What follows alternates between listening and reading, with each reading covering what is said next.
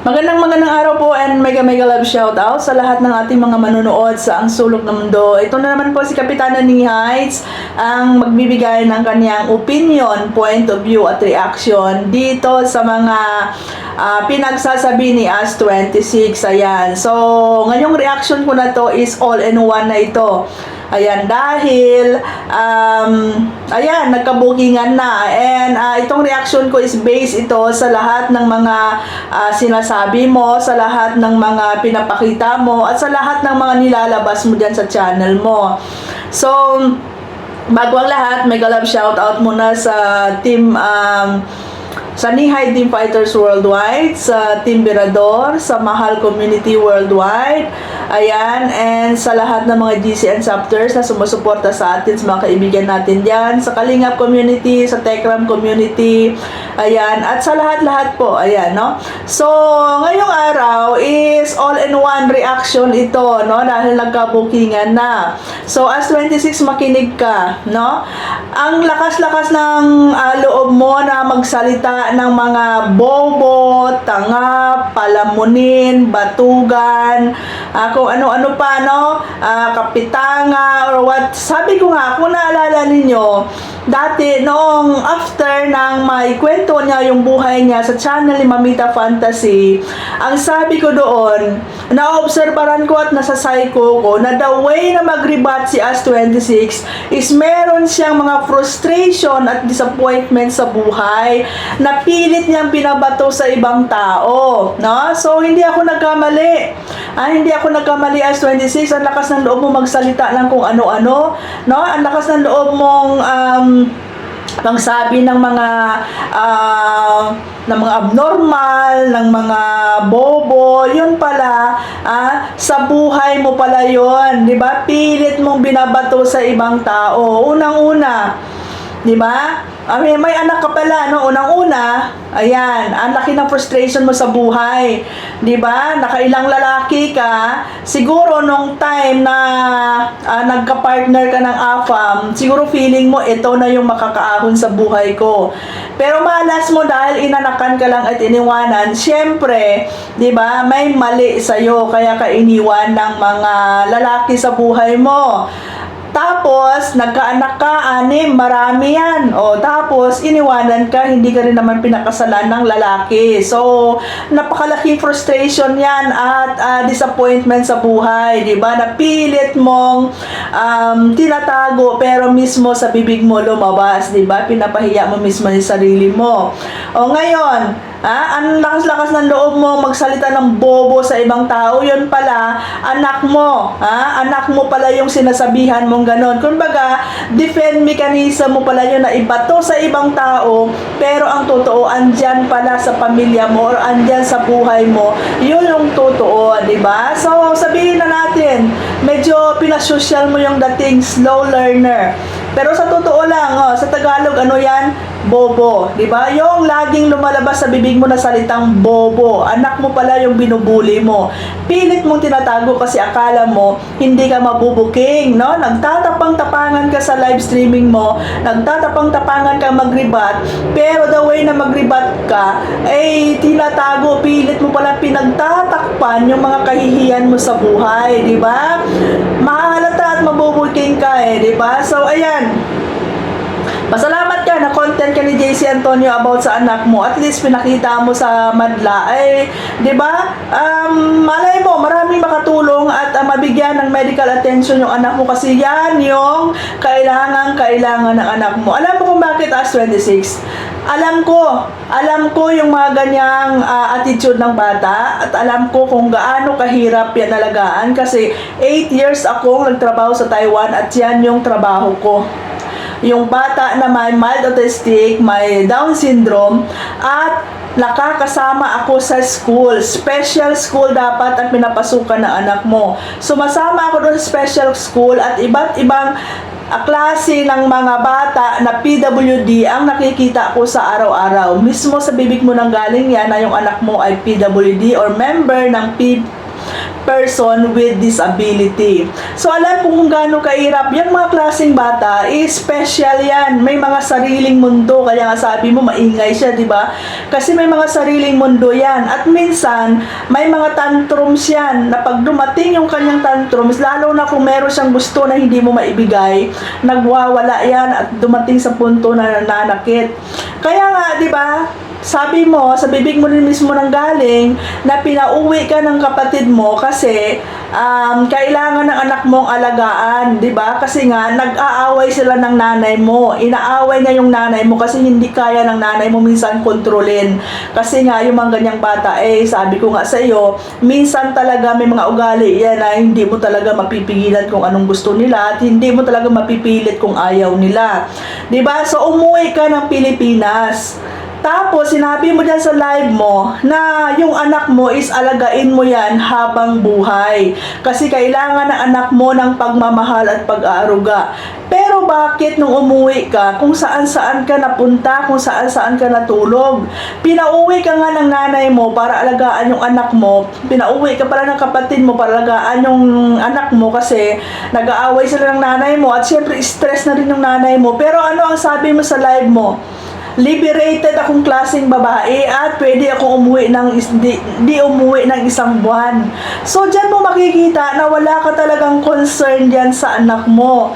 'Di ba? Wala ka talagang pagmamahal. Nasabi mo nga at alam ko naman siyempre bilang nanay, talagang mahal na mahal natin yung anak natin. Pero the way na magsalita ka, the way na magpaliwanag at magribat ka, marami kang butas. Ha? Sabi mo, kailangan ng anak mo ng pagmamahal at pag-aalaga. Pero iniiwan mo pa rin sa nanay mo at kung saan-saan ka dumadating. 'Di ba? Tapos sabihin mo, kahit wala ka dyan, pinapa-Gcash mo sila. Hindi Gcash ang kailangan ng anak mo na yan na special. Kailangan ng anak mo attention, pagmamahal, pag-aaruga. 'Di ba? So marami kang butas kasi ang ugali mo para lang makapag-rebat ka, parang maipakita mo lang sa mga viewers mo na matapang ka, magaling ka, pilit mong tinatabunan yung mga kahihiyan mo, 'di ba? Pag-uwi mo, sabi mo, busy ako kasi nagcha-charity kayo kung saan kayo napunta, umabot ka ng sabungan, pero yung anak mo kailangan pala ng check-up. Kasi 2 years ago mo pa napa-check up yan at dapat kailangan may follow-up yan. 'Di ba? Muntik mo pang nasabi na hindi mo pa napapacheck up kasi kulang ka sa, alam ko naman ibig mo sabihin kulang ka financial. OMG as 26, tayong mga pupunta sa ibang bansa, bago tayo pumunta sa ibang bansa, may mga goal tayo kung bakit tayo pupunta at ano ang dapat nating gawin. Ako, like me, iniwan ko yung pagiging public servant ko, binitawan ko yung pagiging kapitan ko kasi ang goal ko mabigyan ng magandang kinabukasan yung anak ko, mapagtapos ko sila ng kanilang kurso, which is nangyari yon. Yun yung goal ko. Ikaw, anong goal mo nung nag-abroad ka? Kasi nung umuwi ka, wala kang dalang pera. Nangutang ka pa.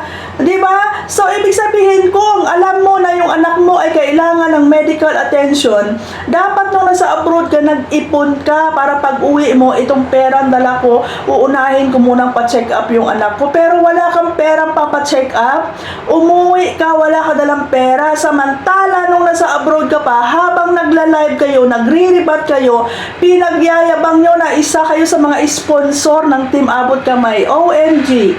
Pa-sponsor ka pa, pamilya mo pala, hindi mo kayang sustentuhan kung ano yung pangangailangan. Charity begins at home. Inuna mong tulungan yung ibang tao samantalang yung anak mo kailangan ng tulong. Umuwi ka, wala kang dalang pera.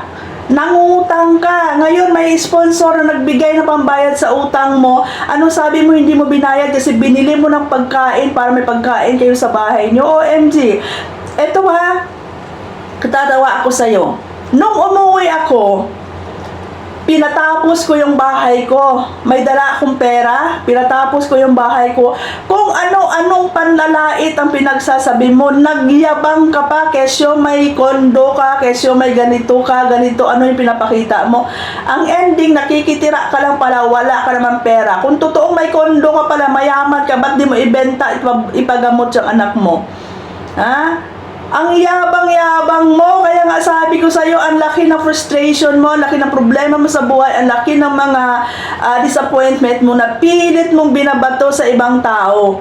Pilit mong tinatabunan yung kahihiyan mo dyan at tinatago yung baho mo para lang magpakita na magaling ka, magaling ka magmura, magaling ka magribat dyan sa channel mo. Mas kawawa ka, mas palamunin ka pala doon sa mga taong sinasabihan mong palamunin, batugan. Diyos ko, 6 anak mo. Nagtataka nga ako sa'yo as 26 eh. Mas nauna ka, mas bata ka naglandi sa akin. Tanungin kita, may anak ka bang professional na matatawag na talagang pinagtapos mo na ngayon ay isa ng professional? Kung makayabang ka, wakas yun pala yung pagkain ng anak mo, inaasa mo din sa mga sponsor. Nakakahiya ka. Umuwi ka ng Pilipinas kahit 20,000 wala kang dala pang pa-check up sa anak mo. Kaya sabihin mo ngayon, hindi mo pa napapa-check up kasi kulang ka sa ganito. Alam niyo na kung anong kulang sa akin. Tapos sabihin mo, hindi ko pa napapacheck up kasi busy ako. Inuuna mo yung charity ng ibang tao para sabihin na charitable yung puso mo. Samantalang yung anak mo kailangan ng charity, kailangan ng medical attention. Pero inuuna nyo to yung mga taong bigyan ng bahay, ipagamot, kung ano-ano pa. Pumasok ka sa sabungan, sinamahan mo yung founder mo, pumasok-pasok sa sabungan, iniwan mo yung anak dun sa nanay mo na kailangan para ng anak mo ng pagmamahal at pag-aaruga. Tapos doon ka sa Team Abot Kamay nakatunganga. For what? Naghihintay, nagbubukas palad kung sino yung magbigay sa'yo, di palamon mo sa mga anak mo. Kasi sa totoo lang, palamunin ka talaga, di ba? At iasa mo, sabihin mo, hindi mo binayad sa inutangan mo yung perang binigay ng sponsor kasi hindi nila responsibilidad na bayaran ng utang mo. Pero binili mo ng pagkain ng mga anak mo. Bakit? Responsibilidad ba ng mga sponsor na pakainin yung mga anak mo? Ngayon, nabubuking ka lahat ng mga pinagsasabi mo, lahat ng binabato mo sa akin, bumirang sa'yo. Ikaw pala itong bobo, Kung mayroon mang bobo dito, dyan sa pamilya mo, Ano pang sabi mo? Hindi matanggap ng pamilya mo na ganyan yung anak mo. Hindi matanggap ng mga kasama mo sa bahay na ganyan ang anak mo. Diba? Ibig sabihin, hindi lang yan ordinary na slow learner ang anak mo. Merong syndrome yan. Meron yan. Alam ko yan. Lahat ng klase ng syndrome nung nasa Taiwan ako, na-met ko na, nakita ko na, at nakasalamuha ko na dahil araw-araw ako nasa loob ng special school para sa mga special child. Dahil sa Taiwan, hindi ka pwedeng kumuha ng katulong doon kung walang matanda na alagaan or special child. Bawal sa Taiwan ang domestic helper. Caretaker ang kontrata sa Taiwan, 'di ba? So pumunta ako 8 years ko inalagaan ang special child. 'Di ba? Special child, may mga sariling mundo kaya alam ko 'yan. Alam ko yung feeling ni Madam na yung pamilya ni Madam hindi rin matanggap yung anak niya kasi karamihan sa mga Chinese pag ganyang may mga diferensya yung mga bata, maliit pa lang or fetus pa lang pinapatanggal na nila 'yan kasi hindi nila matanggap, 'di ba? So 'yan, so kailangan na give up ni Madam yung trabaho niya, nag-focus sa anak niya at nagkaroon siya ng munting store na negosyo para kahit papaano matutukan niya yung anak niya. Tapos ikaw, 2 taon mong iniwan sa nanay mo, stress yan, alagaan ang anak mo, nakaka-stress. Ikaw na nga sa bunganga mo anong galing na nag-aaway sila ng nanay mo kaya ka pinauwi ng kapatid mo para alagaan. Pero nangyari, kung saan-saan ka pumupunta, tapos sabihin mo pa, liberated akong klaseng babae at kahit isang buwan di ako umuwi, okay lang na andyan yung nanay ko. Akala ko ba umuwi ka para makapagpahinga yung nanay mo?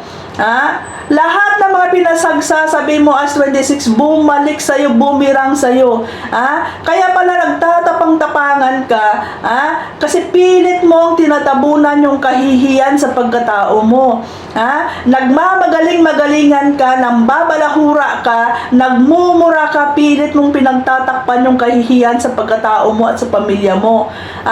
Sampal sa pagmumukha mo yung sinabi mong bobo ako, andyan pala sa pamilya mo yung bobo.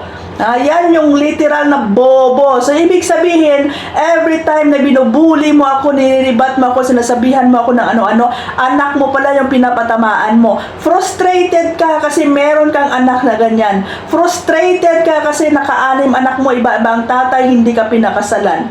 Frustrated ka kasi wala kang naging tawag dito, formal na asawa sa kabila ng marami ang anak mo. Frustrated ka kasi wala kang napatapos sa anak mo, wala kang masasabing professional na anak. Kaya pala nagtataka ako sa iyo, no? Nung sinabi ko may anak akong seaman, pilit mong dinidiin na yung anak ko is ano pa lang, nagpa-practicum or tawag dito, nagtitraining pa lang. Hindi mo matanggap kasi insecure ka na, frustrated ka pa dyan sa mga anak mo, di ba? Kasi sabi ko sa iyo as 26, di ba? Wala, no? Wala, wag kang magmayabang sa akin dahil kahit magtumbling-tumbling ka pa, hindi mo ako magiging kagaya.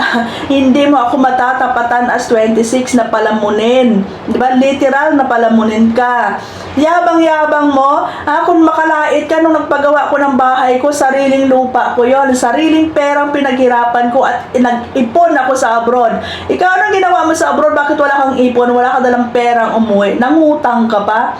Tapos kung makalait ka nung time na nakita mo yung bahay ko, wagas, pagmamayabang mo may kondo ka. Saan yung kondo mo? Bakit yung anak mo di mo pa-check up?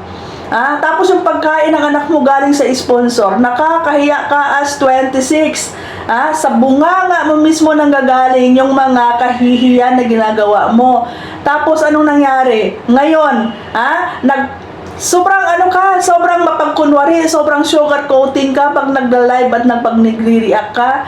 Yung mga tao, yung mga sponsor na tumulong sa'yo, nagbigay sa'yo ng mga luho, ngayon kinakalaban mo na kasi wala ka ng pakinabang. Ganyan yung ugali mo sa founder nyo, di ba?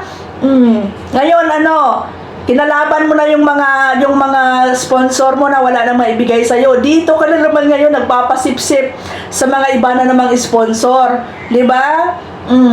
Galit na galit ka kasi nabuking. Galit na galit ka kay Dindo kasi nabuking yung sikretong pinakatago-tago mo.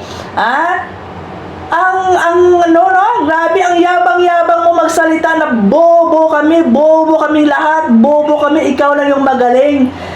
Yun pala, anak mo yung binubuli mo. Kawawa naman yung anak mo, oy.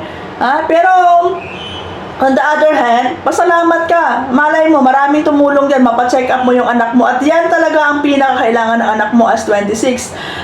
Merong regular check up yan. Mga ganyang klaseng bata, may mga regular check-up yan. Kasi minsan dumadating sa time na naging hyper yung mga yan, lalo na pag kumain ng matamis, naging hyper yan.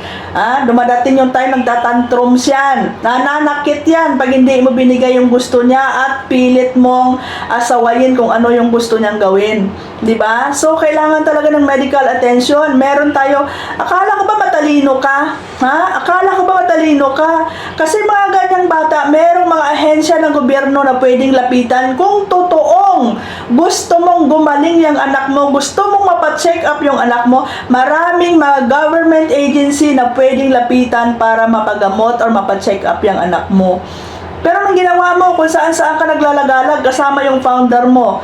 Yung founder mo na magaling lang yan kung merong mahuhut-hut. Ngayon may pakinabang ka sa kanya kasi defender ka. Try mo sabihin na ipagamot yung anak mo without sponsor, sarili niyang pera. Nakakahiya kayo kung makapagsalita kayo, kung makapagribat, kung makadepensa kayo. Akala nyo kung sino kayo magagaling, akala nyo kung sino mga malilinis yung budhi nyo, akala nyo kung sino mga perpekto yung buhay nyo. Inutil ka. Inutil ka. Lahat ng pinagsasabi mo sa akin, balik ko sa'yo. Nakakahiya ka. Nakakahiya ka. Liberated ka na klase ng babae at kahit isang buwan di ka umuwi, pwede. Tapos sabihin mo yan sa live mo, kailangan ng anak ko ng pagmamahal at pag-aaruga kasi alagain ko na to habang buhay. Yung mga sinasabi mo, ikaw lang din mismo ang bumabali. Ikaw lang din mismo ang nagpapahiya sa sarili mo. Ikaw lang din mismo ang sabi dito, didilaan mo yung mga suka mo. O ngayon, ano sabi mo sa live mo? Kung naalala niyo yung content ni Nihay about kay Dindo, totoo yun. Yun talaga yung pagkatao ni Dindo. Samantala, nung time na kinokontent ko sa Dindo, parang balatan niyo ako ng buhay. Tapos ngayon, kinain mo na naman yung suka mo for how many times? Hindi lang yan nangyari kay Clark, hindi lang nangyari kay JC, ito na naman kay Dindo. Kinain mo na naman yung suka mo. Samantala nung time na yun, akala nyo katayin nyo ako ng buhay. Tapos ngayon sabihin mo, tama si Nihay. Yun at yun talaga yung pagkatao ni Dindo. Marunong ako mag-observar sa tao as 26. Kaya nung time na kinuwento mo kay Mamita Fantasy yung buhay mo, na psycho kita. Sabi ko, ang laki ng frustration at disappointment ng babae na to dahil sa pangyayari sa buhay niya. At pilit niyang binabato sa ibang tao. Pinipilit niya nagpapakita na malakas siya, pilit niya pinapakita na matapang siya, magaling siya, 'di ba? Nakala mo perpekto yung buhay niya, 'yon pala pinagtatakpan mo lahat ng frustration mo, disappointment mo at kahihiyan sa buhay mo. Nakakahiya ka, May apo ka na, pero Diyos ko, hindi naman yung pinaggagawa mo. Liberated kinaklase ng babae, kahit isang buwan di ka umuwi, pwede. Nagsasaliti ka sa ibang tao, tapos yung anak mo, naiwan dyan, naghihintay ka na sino? Naghihintay ka na may mag-i-sponsor para mapacheck up mo? Magdadrama-drama ka dyan, galing-galing mo, di ba? Tulong-tulong ka to sa ibang tao. Nung nasa abroad ka, ang yabang-yabang ninyo. Sabihin mo, isa ako sa sponsor ng Team Abot Kamay, kaya may karapatan ako magsalita. Yun pala, sponsor ka sa ibang tao. Yung anak mo, pag uwi mo, hindi mo pa-check up, wala kang pera. Nakakahiya ka. Anong ginawa mo sa abroad? Tapos kung makaano ka sa akin, kung makapagsalita ka sa akin, akala mo naman, oy, as 26 ay magtumbling-tumbling ka pa, hindi mo ako mapapantayan. Hindi ako nangungutang sa sponsor, hindi ko inaasa sa sponsor pagkain ng anak ko. Hindi ko inaasa sa sponsor yung luho ko. Tingnan mo yan yung isang sponsor dyan. Kung balahurain mo dati yan, grabe. Pero ngayon, binigyan ka ng material na bagay, tinanggap mo, nakakahiya. Nakakahiya. Kung ako, okay lang na mag-reunite kami. Pero yung bibigyan ako ng material na bagay, tatanggapin ko, ipopost ko pa. Balikan mo nga kung anong klaseng pagmumura at pambabalahura ang ginawa mo dyan dati. Dati ang yabang-yabang mo pa, sabi mo na inggit kayo kasi binigyan ka ng sponsor na cellphone. Anong nangyari ngayon? Inaway mo, inutangan mo, hindi mo binayaran. Yung pambayad, pinakain mo sa anak mo, di ba? Nakakahiya ka. So hindi ako nagkamali. Ang laki ng problema mo sa buhay, ang laki ng frustration mo sa buhay, ang laki ng disappointment mo sa buhay. Tapos pilit mong binabato sa ibang tao. Huwag ka magtapang-tapangan. Kahit ano pang gawin mo, booking ka na. Kaya nababastos siyang pagkatao mo, kaya nadadamay ang pamilya mo dahil sa pinaggagawa mo. O ngayon, dahil gusto mong ipakita na matapang ka, gusto mong ipaglaban yung sarili mo, nabubuking ka sa sarili mong kahihiyan. Diba? Pero yun na nga, blessing in disguise. Blessing in disguise, kahit nadama yung anak mo sa isyo, baka yan yung daan para mabigyan ka ng tulong at may pagamot yung anak mo at wala akong kontra dyan. Yan naman talaga ang dapat. Bago ka tumulong sa iba, bago ka mag-charity sa iba, unahin mo muna yung anak mo, ipagamot mo. Hindi na yan. Alam mo, hindi naman yan gagaling na kasi yan na lang talaga yan. Magiging slow learner yan, pero pwede mo pang makontrol yung mga activities, yung attitude niyan. Pwede pang magiging okay kasi may gamot na i-take yan. Diba? Alam na alam ko yan, may sariling mundo yung anak mo. Kaya nag-aaway sila ng nanay mo kasi mga ganyang klaseng anak, hindi mo yan mapipilit kung hindi niya gusto. Ngayon, pag merong gusto yan at hindi mo maibigay, magtatantrums yan. Once na magtantrums yan, darating sa punto na mananakit yan. Diba? Babait yan sila, may time yan na babait yan sila, may sariling mundo sila lang yan. Pero may time na nagiging hyper yan, nagtatantrums yan, diba? Alam ko yan. Diba? O ngayon, narinig ko na yan dati na may anak kang na PWD. Ikaw nang sabi niyan, PWD. Pero hindi ko pinaniwalaan, di ba? Hindi ko pinaniwalaan, never ako nag-content kahit na narinig ko yan. Pero nung pinakita mo at inamin mo, eto na. Alam mo naman ako as 26, hindi ako nagtatahi-tahi ng kwento kung walang basis, di ba? So kawawa ka, magbago ka na, oy! Ha? Tanod-tanod ka doon sa founder mo na wala ka mahuhutot doon. Ha? O ngayon, na-expose mo yung anak mo, may magbibigay na tulong dyan. Baka yan pa yung pag-aawayan nyo ng founder nyo. Kasi yung pera madidiretso padala sa'yo. Diba? Nakakahiya ka, tapang-tapangan ka, yung baho mo pala umaalingasaw na pilit mo pinagtatakpan at pilit mo binubuntong sa ibang tao yung mga frustration mo at saka mga disappointment mo. Ha? Nakakatawa ka. Kaya pala, grabe ka mang insulto nung umuwi ako na nagpagawa ko ng bahay ko. Kasi ikaw pala, wala ka palang ipon, wala ka palang pera, wala kang naipundar, may anak ka pang nangangailangan ng perang pagagastusan. Pero hindi mo pinag-ipunan. Hindi mo pinag-ipunan yung pinamimigay mo doon sa mga birthday na yon. Kung inipon mo yon, pag uwi mo, pina-check up mo yung anak mo, pinagamot mo. Hindi, kasi nagyayabang ka din. Diba? Mayabang ka din. Diba? Gusto mong ipakita na mayabang ka, na matapang ka, magaling ka, kaya ang lakas ng loob mo magsalita ng bobo. Yun pala, yung anak mo ang bobo. Bobo talaga yan sa Tagalog. Huwag mo Englishin na slow learner. Ha?